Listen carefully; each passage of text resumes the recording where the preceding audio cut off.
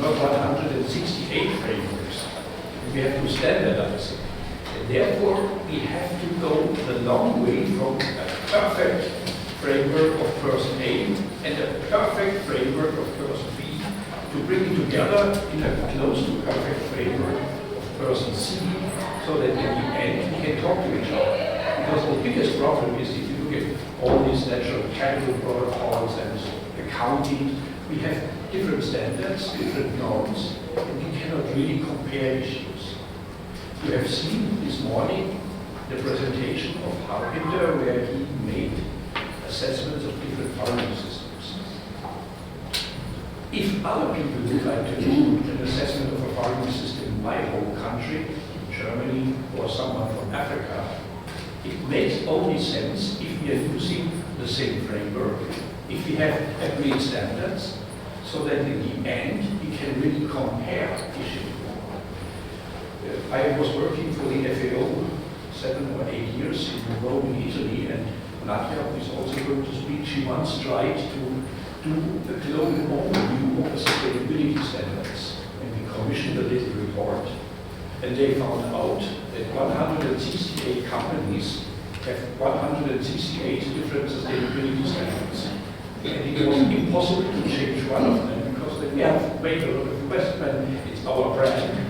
And therefore, we do not really know which sustainability standard says what and how we compare it to others. And therefore, one of the key issues in our Team Agri-Food project is to develop a framework, agree on a framework, to work with you on standards, so that in the end, if we say this production system has total cost of 100, you can compare it with a production system which has total cost of 80. Otherwise, if you don't have a framework, if you don't agree on standards, you do not really know what it means. And therefore, this is basic work what we are doing here. This also requires that we are open-minded and that we are listening and do not even say, no, I don't agree with it. We should try to understand what is behind. Because if we don't understand why person A has selected the following framework or the following standards, we do not really know what's the difference and we cannot start a learning process. Therefore, I'm happy that you are here. We will have to have a strict time regime, 12 minutes for all the speakers, so that we have enough time for interaction. And if after a presentation you have a question to better understand, not to start making a separate presentation, I would allow one or two people to really raise a question so that we better understand what the people are doing. The first person who's going to sit on the hot seat here is Harpinder. Harpinder made this morning the presentation, and we really would like to understand what did you do in order to develop this framework?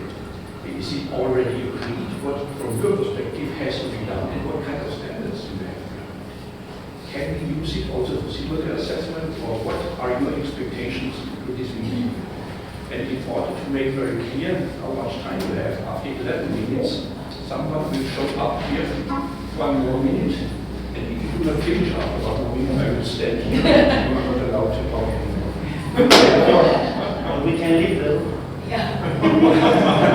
This is a different side. That's different. If you are leaving the room and you start singing dirty songs, you know something is very Okay, Harpinder. My time starts now. The time starts now. It's 14:05, and in 12 minutes, 30 seconds. Thank you, Alexander. Thank you for inviting me to this panel of methods and metrics. I know the Team Agri-Food are trying to work this uniform methodology, uniform framework, so that everybody around the globe can use in their parts of the world, assessing different farming systems and farming management practices. So I'm not going to share those examples which I shared this morning. So I will go into details like why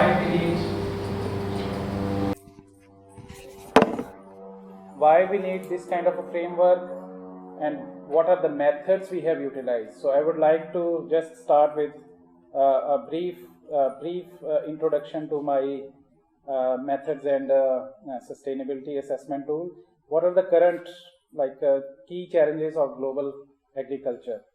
Declining natural resources, climate change, consumption patterns are changing, and market volatility. So there are like major challenges to global agriculture. So if the issues are global, I think we need some kind of a methods or matrix system which is applicable at a global level to make a right kind of a policy and to influence right kind of a policy, industry and practices to be more uniform, to be more consistent. We need those kind of a system which we can apply universally. So it's not like in USA we develop a kind of a system, we assess them, we monetize or non-monetize, and then in Australia we develop another kind of a system, and at a global level when all the ministers of agriculture from 200 plus countries they meet, they all come up with different kind of a methodology, and they are unable to speak to each other. So it's a big task to this project which Alexander Muller and Pawan Sukhdev they are leading. So what I have tried to develop is not a framework, it's a method. So the framework is a similar which Tea Bag Food has been advocating for quite some time, and recently for the last 2-3 years. So this is an assessment tool which has been developed using that Tea Bag Food valuation framework. And we all agree that why we need to measure all externalities in agriculture, because we want to reflect the true cost of production, and we want to be consistent in reflecting that true cost of production all over the world. And why we need to estimate? Because we want to influence, we want to change our current economic and policy environment to make our farming practices more sustainable, to bring transparency into our food production system. And if you just look into agriculture production system, Alexander was talking about, we are only focused on yield. And yield is a factor of inputs and outputs. And we add a little bit of labor laws, pollution, and that's it. But we need some kind of a system, some kind of a tool which can examine like other social benefits, environmental benefits, as well as negative externalities. So that's the groundwork we need. Why we need tools? So we have a bigger framework. So our tools are feeding into that framework. So a tool that I have developed, it can assess a number of ecosystem services, number of positive and negative externalities at a farm level, which can be of carbon reduction, soil erosion control, microbial biodiversity, soil health, aesthetic services, recreational services, aesthetics or shelters provided on a farm. And we did a very good study at a global level assessing more than 100 countries, and we estimated the ecosystem services value of just 2 ecosystem services, which were biological control of insect pest and nutrient mineralization, and it came out to be twice the value of what we are using as a pesticide and fertilizer worldwide. So these natural services, nature services are very valuable, and we want to utilize our sustainability assessment tool which can measure those kind of metrics worldwide. So now there are 3 ways where we can use this kind of assessment tool: at a farm level, at a distribution level, and at a consumer's level. But the methods that I have described are just applicable at a farm sustainability assessment method. So we have to be very careful. We are just looking into one part of this problem, only at a farm level. But we need to work with this tea bag and food valuation framework and to work with that team and develop a method where we can actually say that, okay, we can look into the whole supply chain, and then we look into the consumption side and the wastage side. Because these are the missing links for the studies that I presented this morning, because they are very much focused only at the farm level. And all the ecological economic methods that we use is like total cost. Instead of input and output, we have included all the environmental benefit, social benefit, and then environmental cost is deducted from the whole equation. So that's the addition of this kind of a methodology. And what are these externalities? Production value, whatever commodities are produced on a given farm, corn, soy, eggs, poultry, meat, beef. Environmental benefits, like different processes which are invisible, which are not known to community, not known to economic, economic world. So these are the invisible factors which are under play, but their dollar value is not known. So we have tried to put dollar estimate on these services like water regulation, carbon sequestration, nitrogen fixation, nutrient cycling, soil erosion control, and etc. And similarly, what are the environmental costs? So whenever a farmer generates a farm account, he is very well aware of the input cost and the output he gets. So he knows the net returns, but he never considers how much greenhouse gas emissions are generated, what does it mean in dollar terms, what are the external costs what are the impact of pesticide and fertilizer on air, water, biodiversity, social impacts. So there is absolutely no information, there is a realization, but there is no mean to capture that in a dollar term. So that's what we have developed in this sustainability assessment tool. And then social benefits, we have gone a little bit ahead. We have made some progress of capturing farm employment, which is very easy to capture, but then there is a recreational benefit, education, science and research type of benefits in this tool. So what are the ecosystem services, or what are the indicators behind these categories of production value, environmental benefit, social benefit, and environmental cost? So these are the ecosystem services, the ecosystem functions which are occurring at the ecological level at every farm all the time, and it can range from when we look into Millennium Ecosystem Assessment and other United Nations led studies, there are 4 different types of ecosystem services. So we have used that terminology and categorized them into categories like environmental benefit, social benefit, environmental cost, so that everybody can understand. Because ecosystem services, when we start talking about them, then you lose interest in it's a huge jargon of terms, so which are very difficult to understand.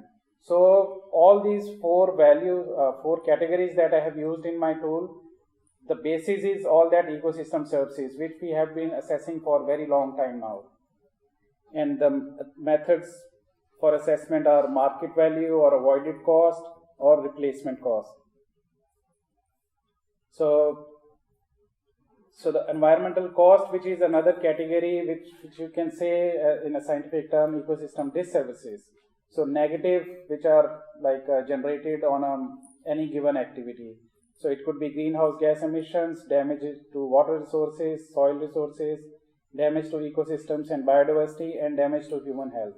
So these are assessed using direct cost, and some are assessed using replacement cost value. For example, if we add a kilogram of a fertilizer or a kilogram of a pesticide, so I have worked out this cost for USA farming system as a $50 per acre per year, or $100 in case of fertilizer per acre per year. So the background is all these categories which are the ecosystem services, but I haven't used this ecosystem services jargon to explain to this audience because it becomes very complicated. And similarly, social benefits are from employment, for recreation. There are a number of farm tours or knowledge generated on a farm, the science or the other kind of information which is generated and communicated for the benefit of community. This is estimated on the basis of market value. So if the market or if the society starts putting more value to these benefits, obviously these values will go high. And this is my last slide. So the way forward is, there are some learnings to modify our farm practices so that we adopt those practices which can have more of a social and environmental benefits and minimize environmental cost, and consumers can make informed decision. But there is obviously need to develop a uniform metric system, as Alexander just mentioned, at a global level. So something which there are some learning from this assessment tool, which I look forward to listening to others and how we can converge this methodology into one and develop something which is applicable at a global level. So thank you very much. Thanks a lot. Timing was close to perfect. Is there one quick question? Yeah, my question, Harpinder, is what did you use as the basis to choose the different parameters, or what did you base them on? And do you have a plan to try to either add to them or revise that set in some way? Yes, definitely. There is a long list of 25 ecosystem services provided on a farm at one time. But I was able to measure only 12 of the indicators. But our idea is to improve that methodology, to add more indicators. As we heard this morning as well, I admitted that public health is something where we need more information. And that's where I think environmental cost or social cost is going to be massive. And that information is available, but we have to link that national level cost to the farm level and then add to those values.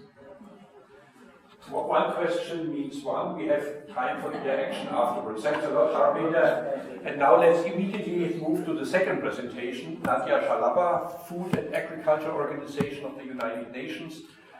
You can read her biography in the program. I'm not going to introduce her. I'm only asking her to stick to 12 minutes and to explain us what SAFA really means. If we can get this going, you have to put the... Okay. We started working on this in 2009 on this framework, and it's a framework. So he's talking about the tool, I'll talk about the framework.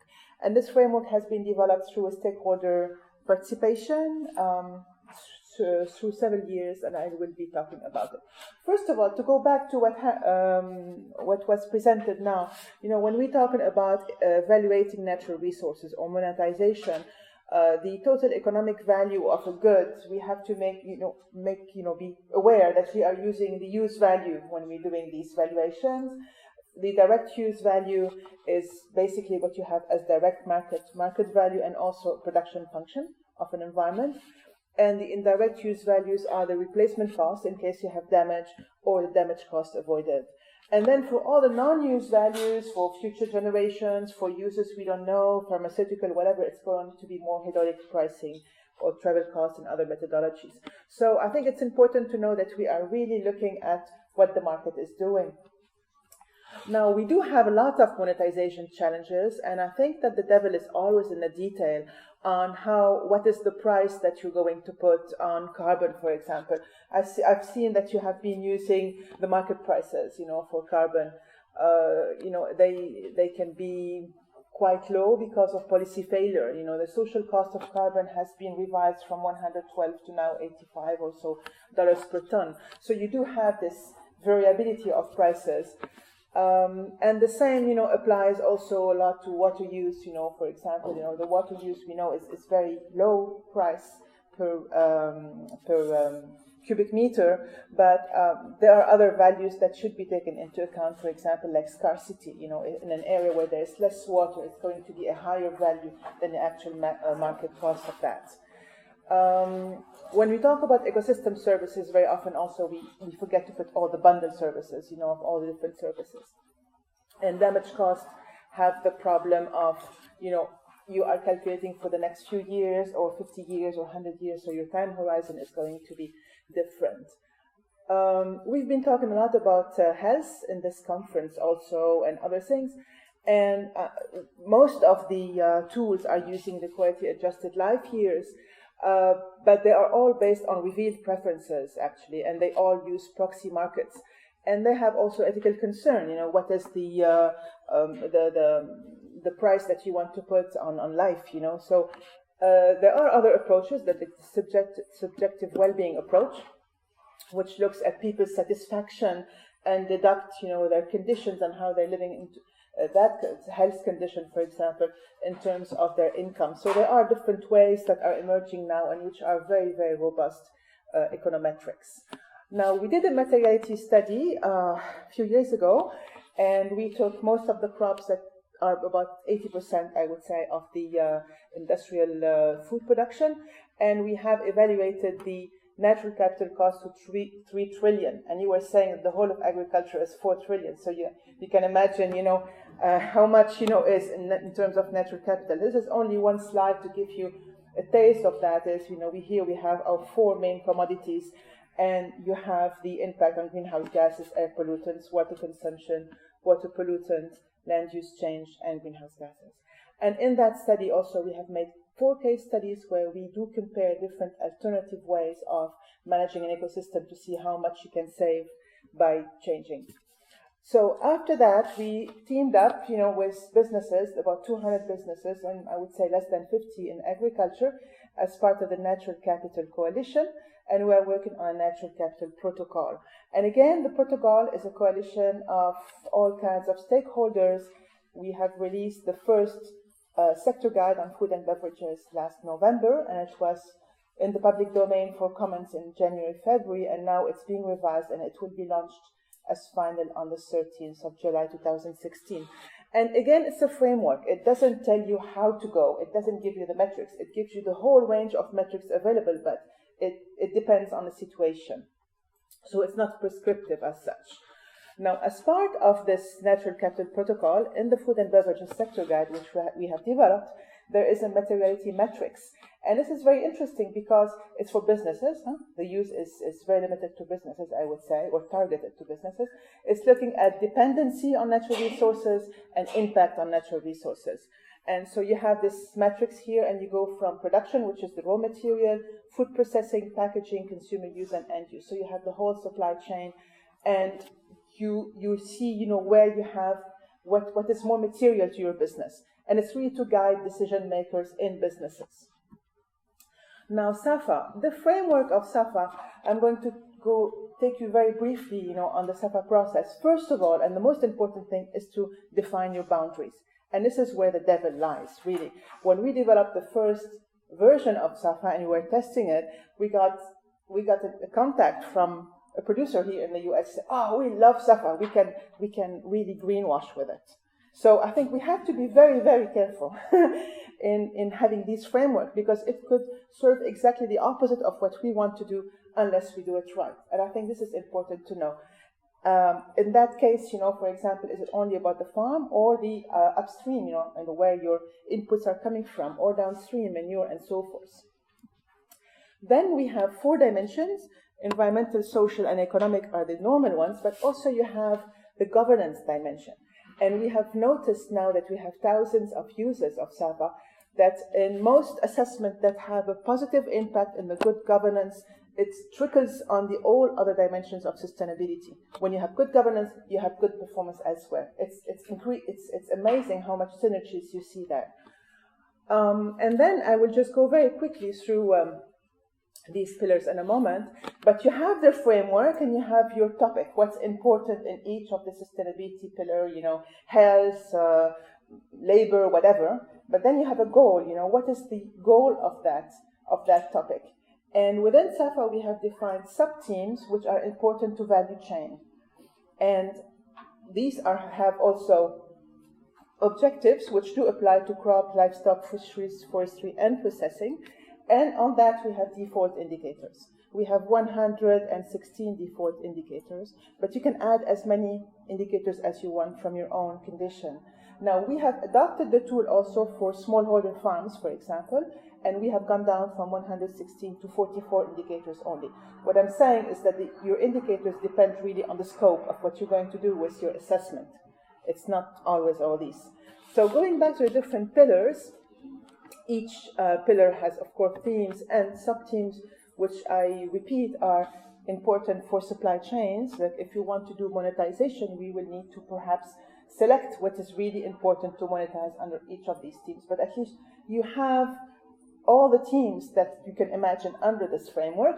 Here I'm giving just an example about the type of indicators you have for full cost accounting, which is part of it.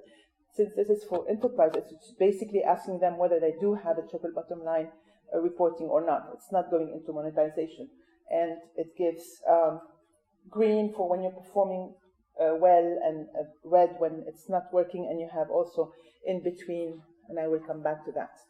The environment pillar has many of the things that you've been covering, and I think the ecosystem service is a very nice way to kind of capture all these things, so I fully agree with your approach. And we have also animal welfare here because we did not know where to put it, Maybe tomorrow we'll have in the future an ethics dimension also. What's important to know that this is a mix of life cycle assessment approach and also multi-criteria analysis. And the multi-criteria analysis is based on both quantitative and qualitative value. Then you have the economic pillar. I'm not going to go through all these. You can go back to them. Social pillar, and as you see, you have public health, you have the workers' health, and so forth. And when we developed the guidelines that I'm circulating here in 2013, we had a request from our stakeholder to develop the tool. So this is the tool. It's a tool which is available online, open access, for both Word and Apple tools. And you can go through it and have and do your own assessment. And so you have different ratings, and you have no-go area also. You will give the threshold, What happens at the end is that all the indicators are aggregated at the team level, and you do have a sustainability polygon. So now the sustainability polygon gives you the trade-offs and synergies between different dimensions, and you can overlay up to 3 different polygons. So you have production, processing, and marketing, and you see where your hotspots are. This is a benchmarking we've done against the SCI platform farmer self-assessment, just to see what is it that they're covering in sustainability and what's not covered. So lessons, yes, we do have the framework. Of course, we need to agree on common metrics if we want to really aggregate further and to have a number to see, how we are rating. For the moment, we haven't done that because you cannot have apples and oranges, of course, and we give all different teams the same weight for the moment in SAFA, and it will continue to be so. So I think these are the resources we have. So we do have the small app, which is for smallholder, and it's available for Android cell phones.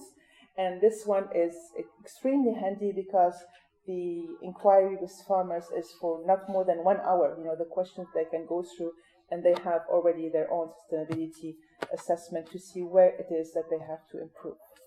Okay, with this I'm done. Thanks a lot. Are these slides Yes, these slides will be available. Now we have a big problem because we have 2 minutes left. Sorry, first questions. One question. Please go ahead, and then we have 2 questions.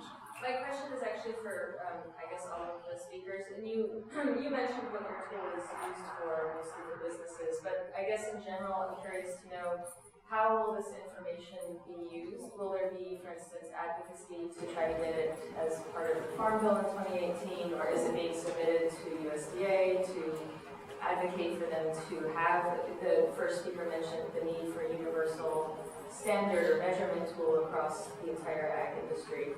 So are you all working together to advocate, are you submitting these ideas? And if so, to whom to get that universal metric? Well, the use of SAFA it depends on the purpose. It's used mainly by businesses to see, if they want to do sustainable procurement, where is it that they have to improve. And then the app, which was done only last year, was at the request, of smallholders to see where they have weaknesses in order to have more investigative and research from development agencies. It hasn't been developed because the indicators, this is what matters really depend on what you want to do with the tool. So it's universal in terms of coverage, but the indicators will have to be defined for the use. Like we haven't been doing them for policymaking, for example. They will have to be done. And this will be the first question for the panel, and they all are sitting there on the hot seats after the presentation. Are you able and willing to work together and check it ready? Why? Yes. So, second question. I think my question relates to the whole panel, so Just I don't understand how they all fit together. The T, SAFA, NCP, the competing frameworks, how they complement, or That's exactly the reason why we are here. Because it's a good development that a lot of people start working on it. It's a not so good development that they're doing it independent from each other. And therefore, one of the purposes of this meeting is really to try to bring things together. But they will all answer. Thanks a lot, Nadia. Now we are coming to the next presentation. Eli Fenichel, Assistant Professor of Bioeconomics and Ecosystem Management from Yale. The title of his presentation, From Rhetoric to Reality. Yeah. We are really looking forward how you are defining reality in your presentation. Great. So I've got lots of collaborators. You can tweet at me if you'd like. Let me jump in here. I'm interested in measuring sustainability. Writ large, we're all interested in sustainability, but I want to define sustainability first so we're all on the same page. Sustainability doesn't mean the ideal outcome. It basically means not getting any worse from where we are now. It should be a low bar for policymakers, and they're interested in a metric that will help them understand this because we don't have it. Okay, we need a useful, measurable headline indicator to guide policy. The one number that politicians pay attention to, other than their own polls, is GDP. GDP was designed as a short-run indicator. It was designed. Kuznets told us this when it was introduced in the 1930s in the U.S. Okay, we know it's bad at measuring sustainability. It was never meant to do that. It has a complement, which is a wealth measure. There's GDP is an income measure. We want the wealth or portfolio performance equivalent. There's a number of major institutions or organizations working on this, on these wealth metrics. They usually throw some adjective in front of it, like genuine, comprehensive, or inclusive. This figure, it looks like it's a little bit blurry. The way this works is what a wealth account is. It's saying, what's your capital portfolio doing off into the future? What's the net present value of your capital portfolio? Okay, so we have natural capital. It often gets broken up as natural capital, human capital, produced capital is traditional forms of capital. Ag falls under the UN's natural capital. And so how do we do this? Well, this is really exciting that lots of institutions are interested in this. It's an old idea. This is not a new idea, okay? It goes back, here's some quotes from Teddy Roosevelt, Irving Fisher, first person to earn a PhD from Yale in economics, wrote seminal text, 1906, tells page 2, Newfoundland fish stocks are capital assets and should be treated as such, okay? We don't just do income accounting for income that flows through the cash drawer. We need to worry about stuff that's non-market. We've known for 100 years and more that we need to do this. The question is, how do you operationalize it? And we've stumbled to operationalize, not that we don't have a framework that works, it's how do you make it work, right? And so anything that's going to work at the policy level needs to fit in this well-known framework, okay? We need to be careful of double counting. We need to make this work. It's a matter of what do we do? So the two issues for us are the real stumbling block is, where do you get prices for natural capital? How do you price natural assets in a way that gives you apples-to-apples comparisons, like Nadia just said, right? The other issue is, I think for all of us here, is how do we downscale this idea that's really developed at the national accounting level to help individual farmers or regions think about sustainability, right? So I'm going to try and touch on those in my very limited time. But before I do that, I just want to point out all the major players that are taking this very seriously, and I'm spending way too much time talking with all of them. Whether it's the UN, whether it's the World Bank, whether it's the major scientific community, it's the Economist magazine, even the U.S. White House has gotten into the game, okay, with an interagency memo in October telling federal agencies to start figuring out how to do this, okay? I'm optimistic. So the real stumbling block is, how do we get these natural capital asset prices so that they give us apples-to-apples comparisons?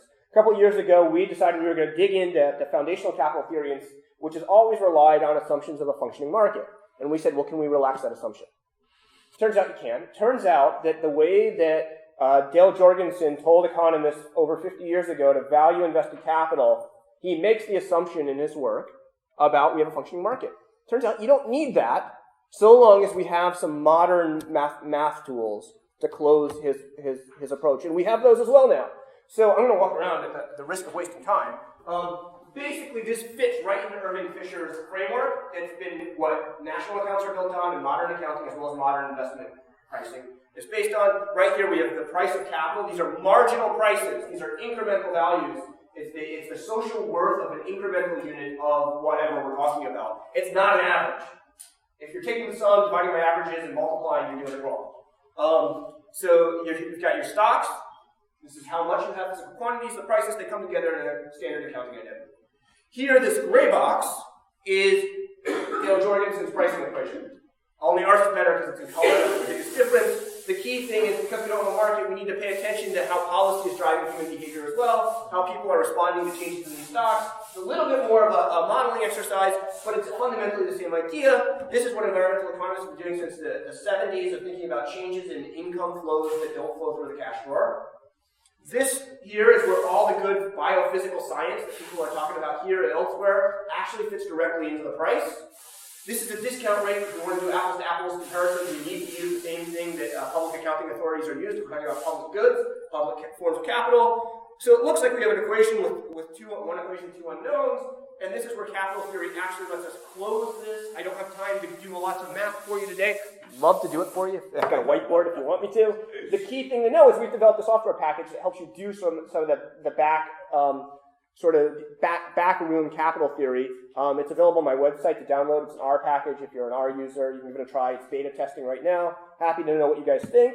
There's also an example data set, so you can play with it. It's a different example that I'm going to walk through right now. The example data set there deals with fisheries, but we're talking about ag, so I figured I'd do a good ag example where we are looking more locally. We're looking relative to the nation. We're going to look at the state of Kansas. We're fundamentally going to look at agriculture on the High Plains Aquifer in Kansas. So this map here, anything that's pink or red, that's going to show you water declines between the mid-90s and mid-2000s. Okay, and that's in acre-feet of water stored in the aquifer. How much was drawn down. The figure below, the dotted line, shows you for the average acre in that aquifer, it went from storing about 22 acre-feet to about 21 acre-feet. At the same time, Kansas was subsidizing the adoption of a drop nozzle technology, which is supposed to be water efficient and help save water at 75 cents on the dollar. Didn't actually work out that way. I can talk about that later if people want. Our goal here is to figure out what was the value lost from groundwater using this sort of standard framework, applying the standard framework, and then asking, would this be sustainable? And sustainability here means if we're not getting any worse off, it means the value of our portfolio can't be shrinking, right? So we could be making offsetting investments elsewhere, and we could say that's at least necessary for sustainable. So it might not be sufficient, but it's necessary. So it's a good place to start, and that's where the policy world is right now. So this is on metrics and measuring, so I'm just going to say data, data, data. We use lots of detailed data working with hydrologists, working with Kansas State Cooperative Extension, working at field level pumping data and what crops were actually there. We do some econometrics, nothing too fancy. Everything works. I'm not going to bore you with lots of tables and stars. I'm going to show you, here's what I think some people will be interested in. We get a pricing equation for groundwater. This is for the average acre. We can do this for every acre, but this is the average acre of the aquifer. You have acre feet stored in your aquifer. You have the price. You have what the correct marginal price that corresponds to Dale Jorgensen's prices for invested capital. The solid line shows you if you average over the entire decade. For the average firm, effectively they were managing at $17 an acre foot of water. That's what they were revealing. They were valuing the top acre foot of water in their aquifer at. That's with a lower discount rate. OMB says use 2, so we use 2. I'm going to focus on the ones that we think are the right ones to be using here. Notice this slopes downwards. It's because price measures scarcity, right? That's why demand curves slope down. That's what we see here. What we also see is we can disaggregate, because we've got really rich data between 1996 and 2005, and we see this vertical shift downwards. What's going on there is that these drop nozzle technologies make water look less scarce. So it's as if there's more of it, so the value drops, right? This is somewhat problematic, and the reason it's maybe it's problematic, I don't know. But the reason this happens is we have this great new technology, and I love new technologies, but we need institutions to keep up if we want to preserve value, right? Because this is the values I'm showing you here are not lifted water. This is the value of the stored water in the aquifer pre-lift, okay? So what's going on here? Well, this works out to, we disaggregate and look at fields all across the aquifer, using our preferred discount rate, $110 million in value withdrawal from the aquifer every year in the decade for a little over $1 billion. These are 2005 dollars. Everything's been normalized to 2005 dollars. We also look at USDA's Economic Research Service up until 2003, 2004, did a good job measuring net investment in farms. We look at their data. In real terms, net investment in agriculture in Kansas declined over this decade. This is a red flag. We already have declining net investment, so we have declining capital in agriculture in Kansas, and we're going to layer on top of that capital that wasn't measured, which is declining value in groundwater, right? Should be a red flag, although we can't say for sure that Kansas doesn't satisfy the sustainability criteria, right? Because we can also look, we can go into the Kansas state budget, and we just did this for 2005, $113 million budget surplus, right? So if that's representative, which we know it's not, but if it were representative, right, we could be asking, there's at least an opportunity for offsetting investments. We could be setting up a sovereign wealth fund that would make these investments and allow things to go forward, such that at least we were meeting this minimum criteria threshold of a non-declining wealth or non-declining portfolio value. Again, I tell my students all the time, zero is sustainable, guys. Sustainability doesn't guarantee a good outcome. It just means the future outcomes aren't worse than we are today, right? That's the policy interpretation. That's what the Brundtland Commission said.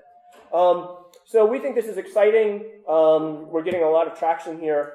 The key thing to know, and this has really frustrated me a lot, actually, this meeting, is value doesn't matter. I'm an economist, guys. Total value doesn't matter. It's changes that matter. It's changes in wealth that matter, not the total value of wealth. It's a sort of, the total, there was some work done by Bob Costanza in the 90s trying to value the earth. And Chicago-trained World Bank economists are like, this is a gross underestimate of infinity, guys. Total value is a stupid idea. Economists focus on changes in value. That's what accountants focus on. That's where the business proposition comes from, right? It's how can we increase? And so the way you get this is it's this area between the 1996 curve and the 2005 curve is the loss in value. So the cool thing about our pricing approach is that when we're working on now doing this with interacting capital stocks, we've done this, and when you start thinking about these interactive systems, those prices actually reflect the opportunities and limits of substitution. And really, at the end of the day, sustainability is all about substitution. It's all about what's substitutable for what else, and when we get the prices right, those prices reflect those limits of substitution. So we're really excited here. I was asked to also talk about an Australia example, but I see my time is up. And 30 seconds you can do a lot. Okay. Well, what I'm going to say is I've actually talked to a lot of people, and I think there's way better opportunities to downscale with you all than what these guys did in Australia. So I'm going to skip that, and I'm going to go to the end. And again, so here's my website, and I'm going to just read these 2 bullet points for you real quick to go through them. So this is to sort of get at the question before. I'm responding to demand from policymakers. I don't need to go out and lobby anyone. I've got the World Bank emailing me about how do we make this happen, right? I'm talking to people who are very serious about drafting new legislation in the U.S. to make this happen. Sort of staffers in the Capitol and whatnot. There's demand for this, but we're not going to get sustainable until we can measure sustainability in policy-relevant units in ways that pass muster with people who think this is a good governance issue, not an environmental issue. Okay? And so we need to get away from environmental, agricultural, and other special interest policy. We need to get this in a way so that what we're actually talking about is good macroeconomic policy automatically nests everything we care about. Perfect. Thanks a lot. Question. It's a unique opportunity. You get a lesson for free. As a traditional investor, I've been trying to figure out how these metrics can be applicable to investments. Right. So, Yale Endowment has a very big real assets portfolio. Have you spoken to them? Do they see a value in this? So I have not spoken with the endowment office on this. And this is something I get asked all the time in the business school. And frankly, everything I'm talking about works really well in public accounts. I'm not sure it works well in private accounts. I think the thing that sort of floored me, right, when we started doing this, was that if we sum up all our individual wealth, all our individual holdings, it's going to be less than our collective holdings. Because we don't have unique claims and clear property rights to clean air. We don't have unique claims and clear property rights to an aquifer. There's a straw problem. Everybody's trying to suck faster so they don't lose water. That's the problem here in California, right? And so as an individual investor, I'm skeptical. I think what really matters for an individual investor is assessing risk, and I think we're going to hear more about that. But I think as a public accounting problem, it's exactly the problem, and it's a really exciting thing. Because I think this is what we all know in our hearts, that we're bigger and better as a community than as individuals. Okay. You might have realized that we do not only have excellent presentations, very demanding slides, we also have added some additional challenge outside because we want you to concentrate fully on this and not get distracted by the noise outside, so completely ignore it. The next presentation is by Levi Stewart sector analyst at the Sustainability Accounting Standards Board, and he has a presentation about outline of sustainability metrics for investor guidance. Looks like that you have asked him to make this request so that you can answer immediately. Great. Yeah, thank you everyone for coming here today. It's really exciting to hear all the work that's being done. And obviously it's being done for a reason. Investors are beginning to get interested, and I think that's kind of one of those signs that there really is value here, because in the end of the day, investors care about money and making money. It's their fiduciary duty. So let's talk about the pressures and why investors are interested, and why companies are also interested with us in sustainability. Well, I really think the investor pressure is a component of two things. It's economic pressure, it's resource scarcity. These things are starting to have a price that's more in line with its actual value. It's also evolving customer demand and societal demands. People are starting to demand more from companies, and they're trying to address those needs. And of course, it's regulatory pressures. This is part of a component of societal pressure, of course, and that's people are concerned, and regulators are less concerned, and that's trickling down to companies that need to perform well. And this all leads to the investor demand. Those are components of societal issues and people calling for divestment, as well as realization that it helps companies actually operate more efficiently as well. So what do I mean when I say increasing, investor demand? Well, it's pretty exponential at this point. I think one interesting statistic that really substantiates this is there's nearly $60 billion of assets under management that are managed according to the United Nations Principles of Responsible Investment. Here in the United States, 1 in every $6 is managed according to sustainable or responsible investment strategies. I think that's up, markedly. Now it's 18% of all investments, 1 in $6, from 9% of investments back in 2005. But at the same time, I think we're starting to realize that investors aren't really satisfied with the information they're receiving. A lot of the information that we have out there on the use of resources and on companies' sustainability performance doesn't necessarily focus on where the value is coming from and those things that actually impact a company's financial operations. So you see this in investors' dissatisfaction with sustainability reporting, which I think Nadia talked a little bit about. There's a lack of quantification in terms of financial terms. The data is not comparable from one company to another, so how do you really judge who's performing well, who could perform better? We'll get to questions, I think, in just a little bit. ESG? ESG, yeah, great question. Sorry. I'm too used to giving this to investors. So ESG is environmental, social, governance. So kind of the three pillars of sustainability that we look at least. Yeah, sorry about that. Get all tangled up in our acronyms here. So from there on, I think by and large you just see that generally investors are not satisfied with the data that's out there. And I think this really speaks to, one, a lack of transparency, comparability, and a materiality of impact. And so that's really what SASB's mission has been, is to work with companies to develop metrics that are cost-effective for them to report, that are decision useful to investors, and actually display impacts that relate to financial value. And so by focusing on this evidence of materiality, early indications are very supportive. A recent Harvard Business School paper that was just published using our framework of materiality and overlaying that on investments showed that companies that focus, you see that in the top two boxes, that focus on material information, material performance on those topics that really matter, actually outperform companies that don't focus on them. And that's both in terms of accounting value and market value. And then when what we really see that I think is super interesting here is that the companies that perform the best are those that focus on topics that are material to their organizations, but less so on those topics that aren't material. So it goes back to use of resources internally within a company.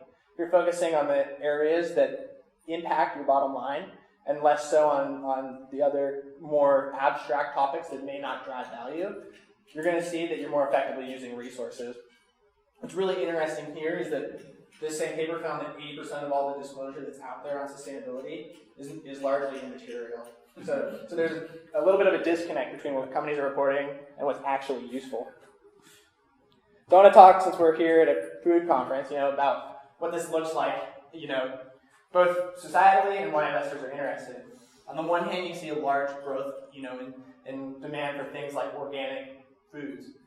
And that's because people, for one, are starting to realize that there's benefits both to the environment, there's perceived benefits to health, and so people are demanding this from companies, and that's why you see such a significant growth.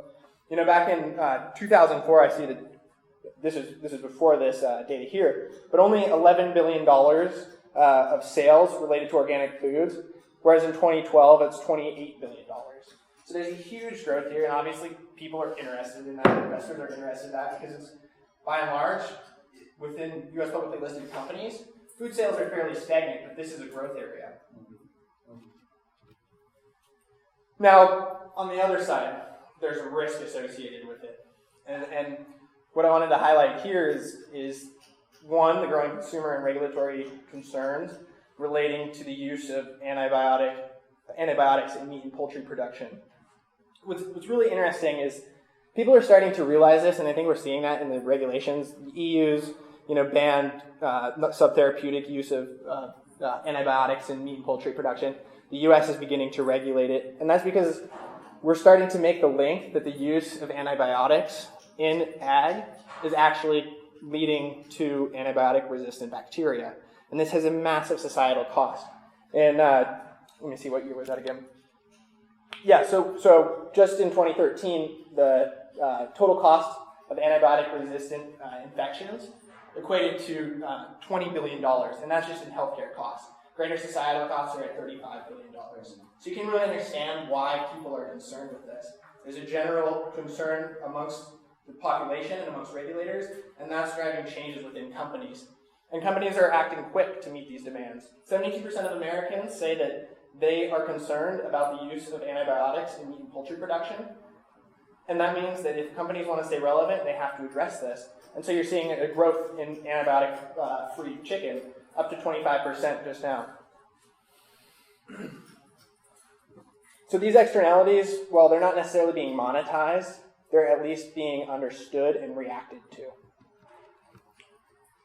And I wanted to point out kind of why this is exciting and why it's useful. This is just a hypothetical example, and I see it's a little blurry up here, but just a tad.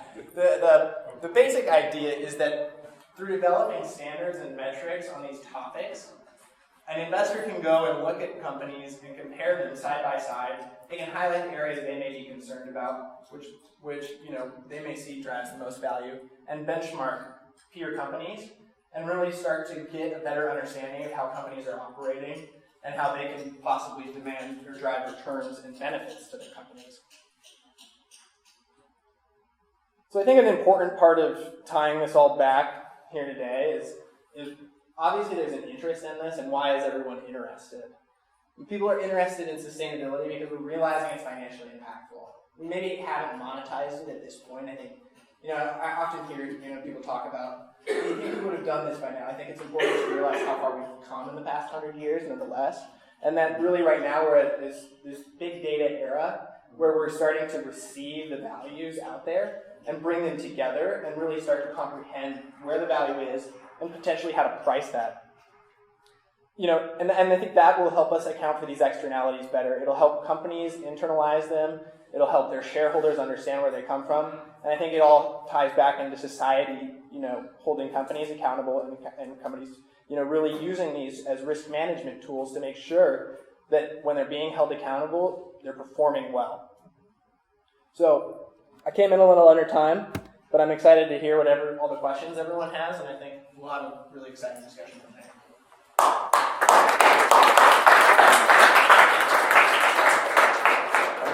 We have 3 more minutes, so let's have 2 questions. Yeah, Professor, I also have a traditional investing background, and my question is in terms of scope, where you see the greatest potential for applicability of these standards. Is it in public equities? Is it private companies? Is there a threshold of size at which these measures become relevant, either for an operating business or in terms of where capital is flowing? Yeah. I guess that's one question.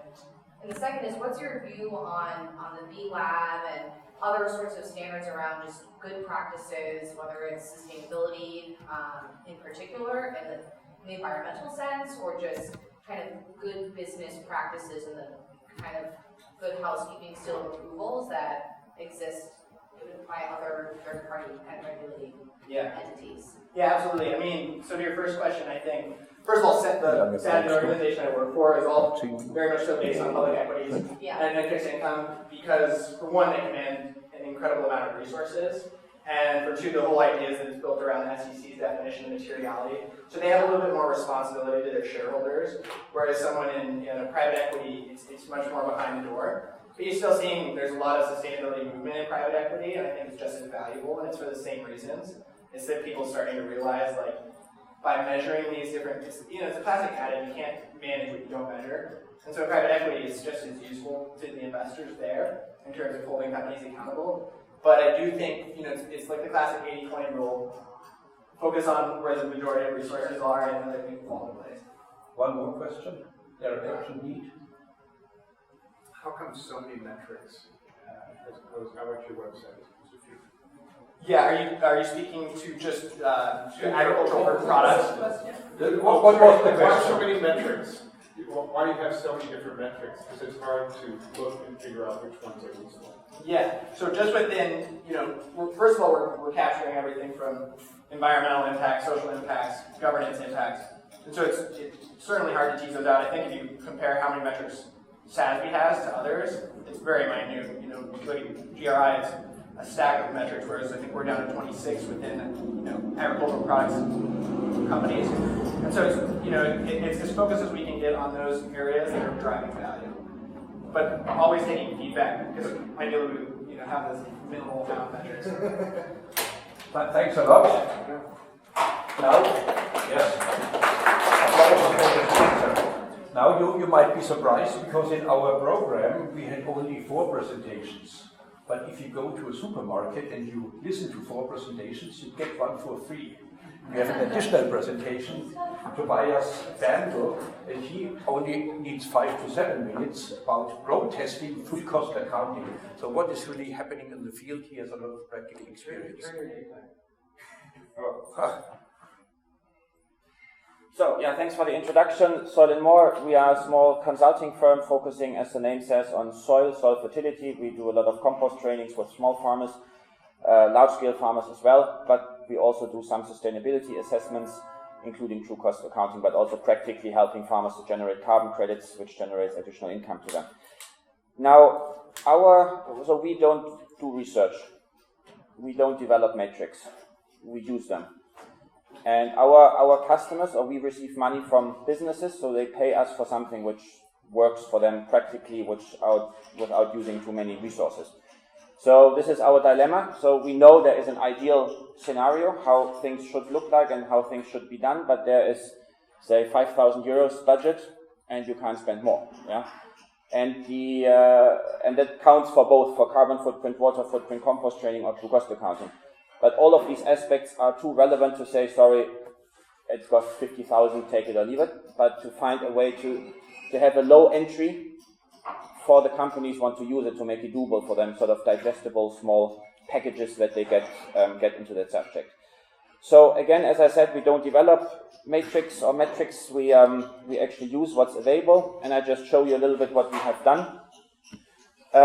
Basically, we're spending most of our time in the field with farmers, and we do a lot of carbon assessments. We use tools which are available. For instance, for the carbon aspect, we use the Cool Farm tool, which is widely accepted in the industry and by science. So all the big companies, PepsiCo, Walmart, etc., they use this. Unilever, all of Unilever suppliers have to use the Cool Farm tool in order to assess their carbon levels in the soil. The output is a carbon footprint per product per hectare, but it also shows the carbon sequestration rate of a specific farming practices, and it's surprisingly quite pro-sustainable farming, although Yara, BASF, Bayer Crop Science are part of that group. And it also shows you, if you link it to the inputs such as compost, it shows you a certain amount of soil build-up. Now, when we talk about erosion, you all know this. There is equations for this, universal soil loss equation, where you can see, okay, this and this practice causes certain amount of erosion, tonnage per hectare. You get erosion data on water. We use tools provided by the Global Water Footprint Network, which again is used by most of the big guys from the industry, and tools to actually use the standard, the global water footprint standard is provided by the FAO, ClimWatt and CropWatt. You get data, again, per product and hectare on the water use, but also on the pollution rate. And then, of course, well, I only have 5 minutes. We assess other aspects such as social, etc.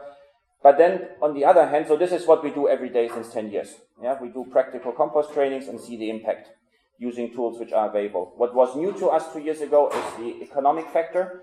So we said, okay, let's see what's available there. We found United Nations as sort of an credible source.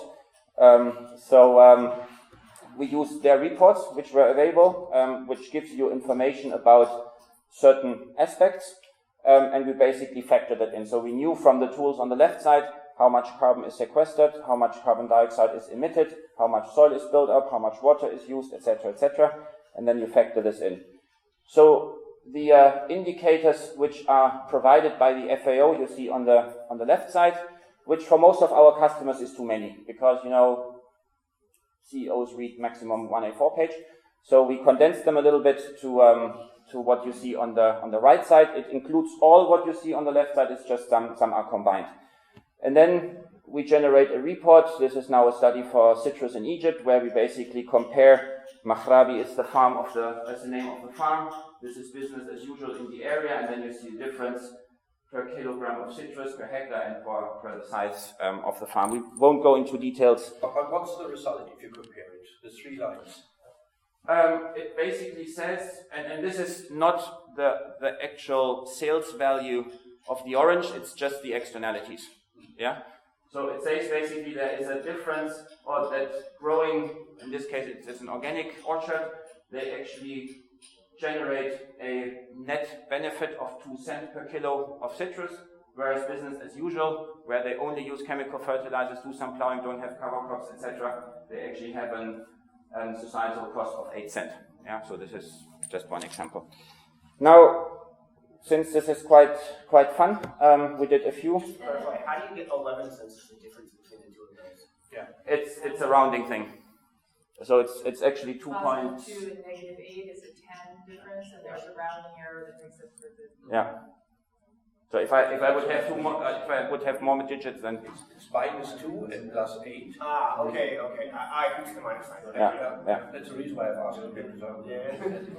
So since we thought this is very useful, we were convinced to we were able to convince a few customers to actually pay us to do that, because they thought this is an interesting management system. They don't care too much whether this is 11, 9, or 13, but they see, okay, here I'm obviously losing money. Yeah, and some of the aspects are less tangible than others. Yeah, but soil erosion, water pollution, fertilizer uses is quite sort of tangible stuff, cash in the pocket. Yeah, so they want to see, okay, there needs to be a hotspot around here. Yeah, and this is maybe less important or so. So it's, as said, we are on the implementation side. We are not scientists. We went to universities and have degrees, but we sort of try to get it to create this curiosity from at farming level and at company level to actually start working with it. Here you see a couple of products we did from different countries, and it's all comparative studies, so a specific farm compared to the business as usual scenario in the area in terms of fertilization rates, compost application, yes, no, cover crops, irrigation, etc. Now, how to communicate this? Our target group is companies. So some want a report with some tables and recommendations, but there's also the consumer. And we are not so much engaged in policy making and politics. We act between companies and consumers. So I think we must be also very creative there. And one of our customers also is here, Volker Engelsmann. He runs a company called EOSTA, and they now have this in the retail shelf. Yeah, just road testing with consumers. How do they react on this? So if you buy table grapes, this is now in German, sorry, then you actually if you buy organic table grapes, you actually save this amount of water. Yeah, it has nothing to do with really with economic values, but to sort of catch the curiosity of the consumer. There is something. If it's 5 or 17, it's not so important, but actually costs something. Same with soil, and that's it. Thanks a lot.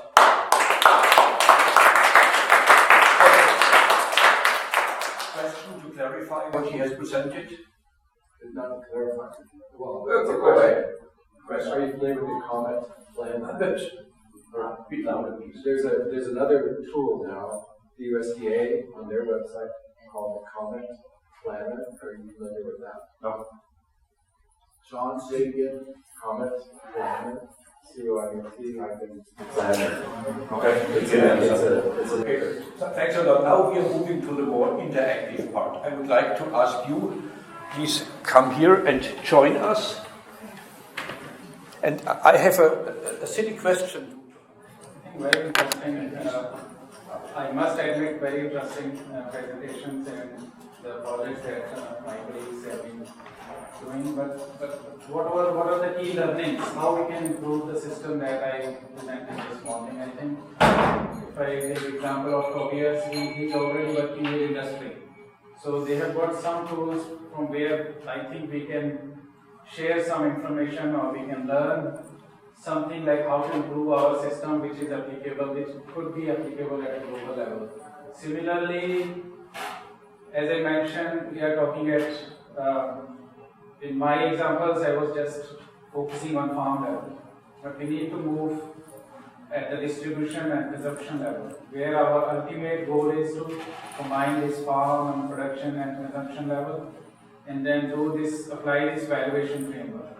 So here, I think we need to look further and to maybe get some information from their research, like what they have been doing and how we can incorporate some of those learnings into our valuation framework. I think that would be excellent. And what it means to investors, because investment portfolio is something which is not in our current kind of a framework. We are not looking into that area. Like who is going to invest? And how we can motivate them for this kind of investment. Thanks a lot. Now the floor is open. Yes, please. 1, 2. So we take 3 questions and then answers. And then So my question is a really kind of a fundamental one in how I think about this, in the sense of, Tobias mentioned something about business as usual, and Eli, you were talking about what seemed to be, I'm not an economist, but seemed to be very traditional kind of ways of thinking about economic models. And Levi, you're talking about something that seems like maybe it crosses over, but my question is about, are we talking about the same paradigm even? It's like, are we having the same definition? For instance, the definition you gave of sustainability is not some of the same ones that I see, for instance, in the organic movement. Are our definitions and assumptions different, or are they the same? Is there a bridge between them, or do we have to clarify that first before we know which model we're going to try and build? Okay. who wants? Let's have an immediate reply. It's 2 or 3 immediate replies. So I spend a lot of time in people coming from different backgrounds. And the biggest problem is people using the same word to mean very different things, right? And it just causes tons of confusion. I've definitely felt that, even at this meeting, sort of reflecting on your comments. So I do think we need to clarify what we're talking about. That's why I started off saying how I'm thinking about sustainability. Again, my take on it at this point is I want to work with the people with the power, so that we aren't talking about environment or whatnot, but we're talking about like just what is good management of our resources writ large, and making sure that environment and good ag policy and everything else are actually feeding in to give the right metrics. But does this mean we have to agree on a basic framework and we have to agree on standards? It means that we have to agree on some terminology so we can have a conversation.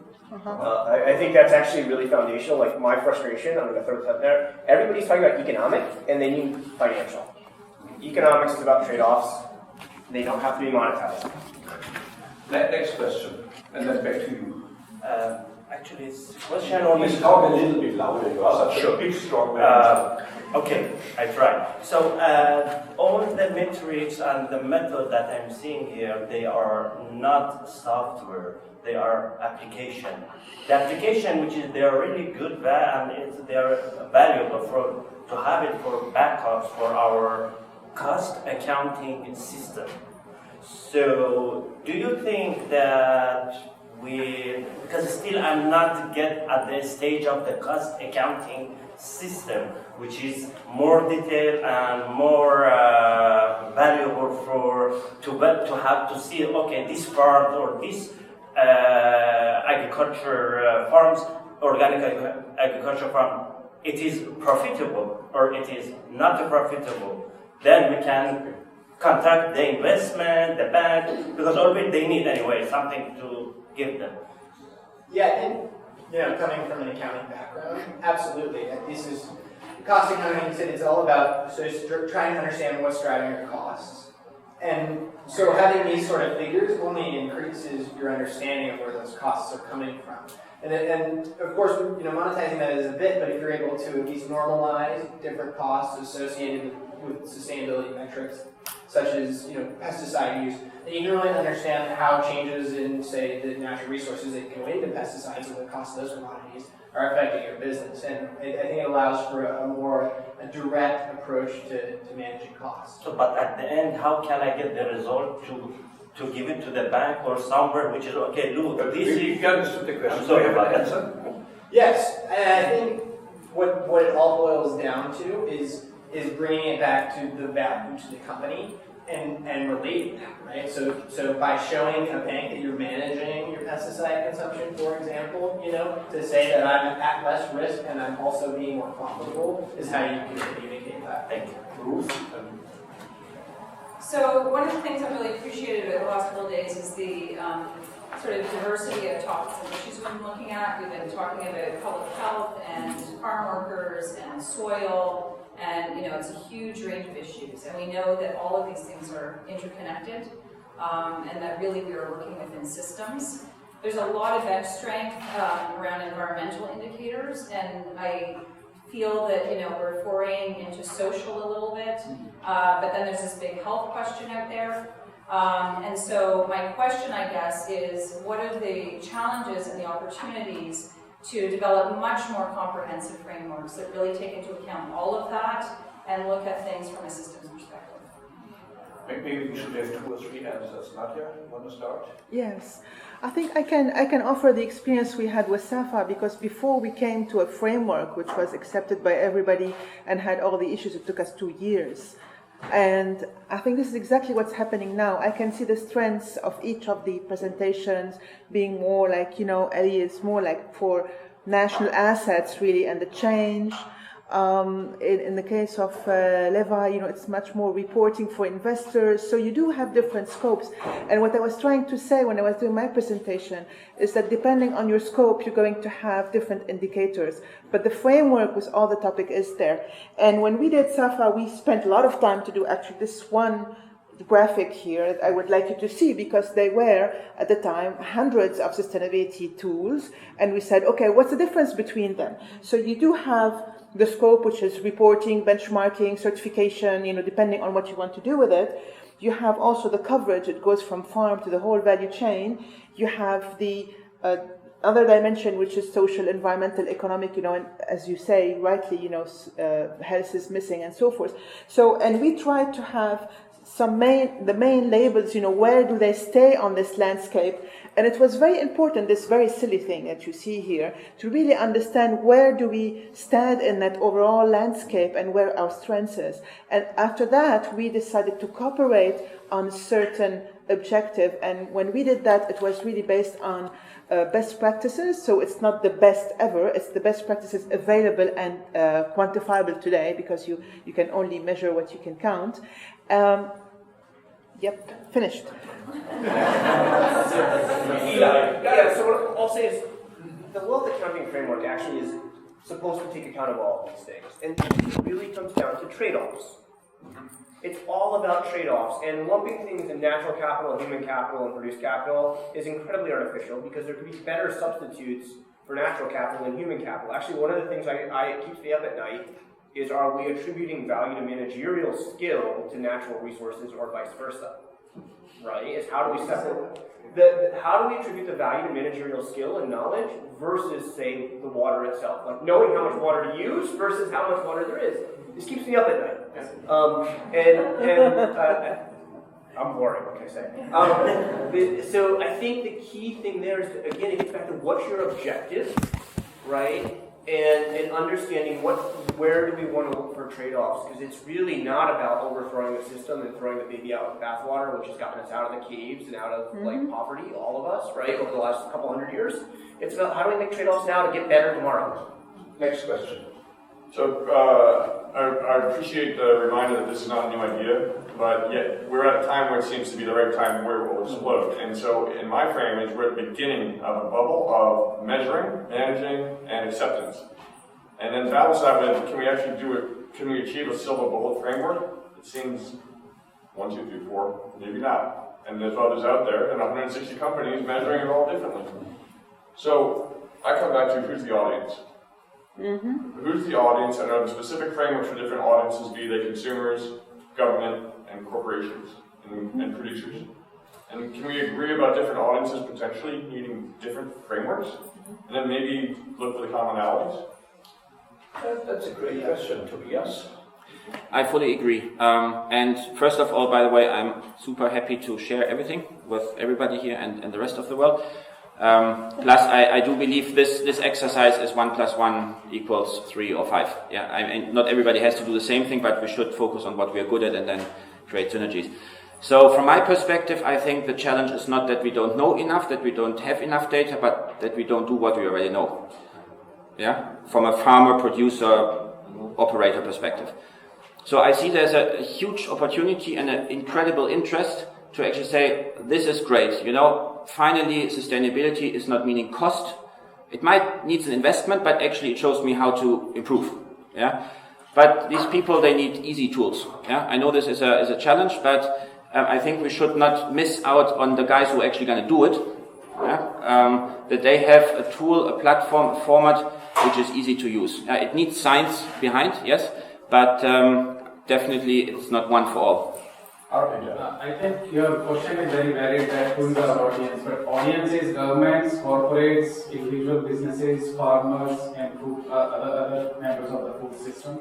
But I think we still need one framework so that we can have a unified framework but different approaches. So there is a difference between methods and a framework. So framework encompasses everything. So that's what the job of the United Nations Tea Bag Food Project is, to provide one valuation framework and then flexibility, like how we can apply that at a farm level or at a corporate level or at a business level. So, or at a government level. So how we can influence those different industry players or policy makers. So that's my idea, that we have expressed or we have shown some information about different tools and methods. But these are very much part of that kind of a framework where they can feed into that one. Can I be controversial and make this a little more interesting? I actually think that's wrong.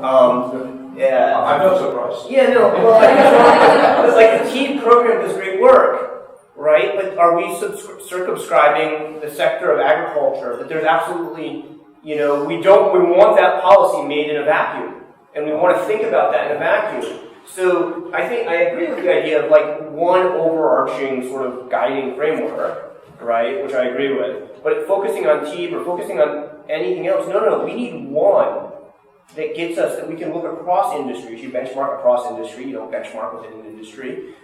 We can look across corporate accounting versus government national accounting. These things matter. And I think so getting our heads around this is important. I will say, we started national accounts. We started working on them in the late 1800s. The U.S. adopted them in the 1930s. They were adopted internationally in the mid-50s, right? And that was right. And they're still being reformed, right? And that was just income accounting. But great. Next question. So trade-offs have to occur because that's just the nature of the complexity of life, and different people are going to use things in different ways. Mm-hmm. But the unifying thing has to be that we all have to decide what's the common good, and understand that we cannot sacrifice what I would call the directionality of any one of those dimensions or criteria so that we can drive a whole bunch of other ones forward, right? We have a certain set of criteria, principles that we want for everybody to use as a common good. I mean, in the organic, we have 4 principles of organic agriculture. The SAFA has 4 dimensions, right? And these are all to move everybody forward in all of these dimensions, with the implication that if you sacrifice one of them, somehow you put a hole in your system, you're going to sink the boat. So we have to agree on what those common principles are. Perfect. I think that's a nice, what you just asked dovetails nicely with what Tim asked, and the important factor for everyone, I think, up here is to agree on what's really important, what should be measured and managed, but how that's communicated to people has got to be different, right? Because they're different perspectives and they have different needs and use of that. So as much as we can align on measuring what's important, a lot of that data then can be parsed out and communicated in different ways, but still address what's the greater good. And I think the important thing here is that we don't have to have, no, this is important. We don't have to agree on everything. We don't have to agree on goals. We have to agree on what was just said about how we're measuring, and so we can look at the same data and have an intelligent conversation. You're saying we don't have to agree on goals? We don't. No, somebody doesn't have to agree with you about what the most important thing in their life is. But how to measure? But we can at least look at a common set of data and have an intelligent conversation is where we need to get. But do we have an agreement that we need to agree on how to measure? I think we would. I think the people here is anybody questioning it? Because this is an important result. So you are questioning it. Yeah, I think the market's going to do it. You all, there's a lot of ideas out here, but the best one, and there's going to be one that's going to emerge, and I don't know if it's here, but someone's going to come up with it.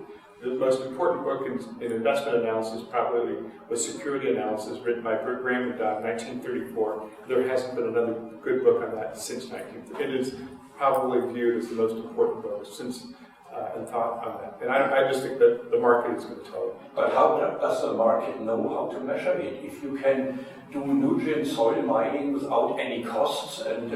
if it's going to be a meaningful metric, it's got to be one that's generally accepted and generally viewed. Okay, so we are back on the agreement. I think this goes back to that question. So the market's going to decide. So I would largely agree because, I mean, this is my perspective, but the market's very efficient in ascribing a price, but how that's communicated. So if we can all agree on, the pesticide consumption or, nutrients used on farms is important, then we should try to agree on how to measure that. And in terms of the price, the market will associate a price. So that's right. That's right up to the point where the way it's up to the point of what are the rules for the market. Okay, good. Right. Okay, now there is two more questions.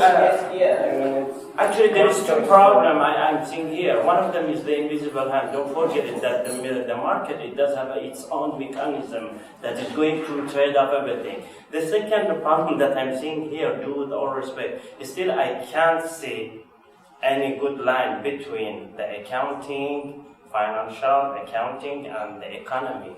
This is too different. Now we are jumping sometimes from the cost accounting to the economic analysis, then from the analysis economic to... They understood your question, they will answer after the next question. I would have a lot of problem thinking that it's not okay or it's not acceptable that we shouldn't all agree on the same common good. Because if I decide, for instance, that human rights don't really matter, right? That's not that's my version of the common. That's how we got into some of the same mess that we're in the first place. So I would take exception to the idea that we don't have to agree on what's the common good. That would just be business as usual. They said common goals, not what common vision. Well, no, I'm gonna be controversial. I'll let the moderator moderate. Let the moderator moderate, and let the people ask their questions. Go ahead. I think that was it. Okay, I was just clarifying. They were saying people don't need to agree on a common goal, but they do need to agree on how to measure whatever metric thing they're measuring. Well, you might have it wasn't like not agreeing on. Who gets to be the dictator? No. I mean, that's what you're saying. The dictator here is you. My point is only that it doesn't, we need to make sure we're accounting for everything. Because if we get policies, we get regulations, we're running off towards one goal, we may totally neglect one thing and not account for it. And I think that's what we need to make sure before we decide on what exactly we're going to do. I agree we need to measure, and we need to agree on how we're going to measure things. Not like I measure it this way, then we sort of compare it to each other. Now we have 5 more minutes, 1 minute each. Let's start here with So the last comment, we know about GDP, it's like a common concept. We hate it, but all 200 countries, they apply every day. All this data is collected in a unifying framework. So it is working. It is working, and similarly, we need something for ag and food system. So that's what I mean when we need one kind of a unifying system, unified framework, so that whoever is measuring it, he or she or whatever country they are measuring it, it's measuring same things, so that we have a similar outcomes. Similar to GDP. Like GDP has been accepted by all these countries, one framework, let's apply it. Similarly for ag and food system, if we have a one framework, let's do it. Levi.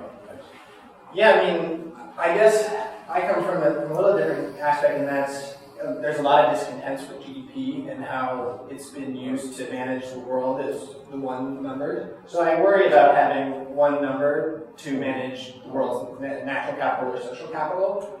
But I do think we need a framework to at least develop an understanding of the values there. And I think this goes back to what's accounting and what's national accounting. And it's not like national accounting happens in a black hole and public accounting happens here. These numbers very much feed up together, and so I think you start at a very low level, at the firm level, and then those numbers need to align with what the nations are measuring so that we have this understanding from policy and from industry. So we have a framework. It's been working for a long time. It goes back to the late 1400s of double entry accounting. The question is getting the right stuff in the right accounts. The interesting thing is, double entry accounting in our standard frameworks, we have perfect property rights to the things that typically enter accounts. We don't have perfect property rights. We don't have clear property rights to things that we can think of as commonly held capital, right? And therefore, our public accounts are going to sum up to more, our public wealth accounts or capital accounts are going to sum up to more than our private capital accounts. We need to be clear on the words we're using, at least at a high level, so we can continue an intelligent conversation and move this forward. And I think it's well worth not trying to recreate the wheel, but trying to understand what's out there, where the real holes are, so we can all contribute to fixing them. Because frankly, GDP has worked really well at what it was meant to do, which was manage government financial crises. It was never meant to be a forward-looking indicator. The problem is it gets misused because when you only have a hammer, everything's a nail. We need the screwdriver. Nadia. Well, I frankly think that we have the framework, and it's SAFA because really it has involved all the agri-food sector to agree on the framework. Now, from there, of course, we need to have a discussion on what are really these common goods, which are the sub-themes. What is it that we want to put? We want to put labor right, we want to put health, and so forth, and just agree on the same, at least checklist that we start with. Otherwise, we're going to have a lot of greenwashing. Just to go back to the example of this morning, for example, of the first conventional farm that you have, you were trying to be nice to him, but there were lots of externalities which were not there, which would have given a negative impact of that farm. So it's dangerous, I think, to have something which is just open to the expert advice. We need to have something rigorous, and I think at the end, what really matters in the reporting is the transparency. And so you can see what has been valued, and we need to agree, of course, on how to monetize, because there are different ways of monetizing. So I think we have a lot of work to start, but there's a lot to be done to develop the system. All right, 2 things. I agree. Well, actually 3. So the second would be that I also don't think we need to reinvent the wheel because it is accounting. So I'm coming more from the life cycle assessment side. So there is approaches. You do a materiality analysis, and then you have ISO standard 14026 or 44, which basically says do whatever you want, but be transparent about it. So there's maybe good reasons to not talk about water in 2016, but then don't say it's not relevant for you, but say I don't have time to look into water this year. Yeah. So be transparent, because otherwise we keep discussing what everybody should do and what not. Number 3, although this is a meeting for metrics and methodologies, I think at least also one important thing is that actually something happens, that, like in the field, that salaries are paid. So it's not the purpose to have perfect metrics, but the purpose is that actually something is improved out there. So yeah, just to keep this in mind, to keep things also at least as well practical. We have one more minute for a very last intervention from your side. Who wants to stand up and stand up? Stand up and so. What's your summary? Your very personal summary. My personal summary is that I think the unifying factor is the commons. I like that comment about private capital is not equal the commons, and water, people, all those items out of the commons. Can we all agree that that's what's missing and what we're trying to measure? Yeah. I would agree, and I would say that extends well beyond ag. Yeah. So the result is that all these bright minds and you agree on that GDP alone is not enough. Second, we have to agree on the terminology. So in the end, we have to speak somehow the same language. Third is there is a big step forward that people really agree that natural capital, social capital should be part of the equation. Last intervention made very clear that we should not forget that there's a difference between private capital and the commons, and very often the commons are used to generate private capital, but we are deleting the commons. Item number 5, if we want to have a long-term sustainability, we have to also take into account, and this was missing, the interest of the next generations. Because if we use all the water today, if we destroy all the biodiversity, there is no way to have a sustainable system for the next generation. My very last comment is we have to find a way to present the whole complexity of the eco-agri-food system, but without making it so complex that no one can really work with it. So that we have a lot of bright professors everywhere, they can explain everything, but no farmer, no consumer can really use it. And this is the range of the things we have to achieve for political discussions. For awareness raising, we have to present the complexity, but then we have to reduce the complexity, that in the end things can really happen on the ground and that consumers can make an informed choice. My feeling is that we have to invite you for a second time in order to achieve all these forward-looking things, but for now I'm really happy and I would like to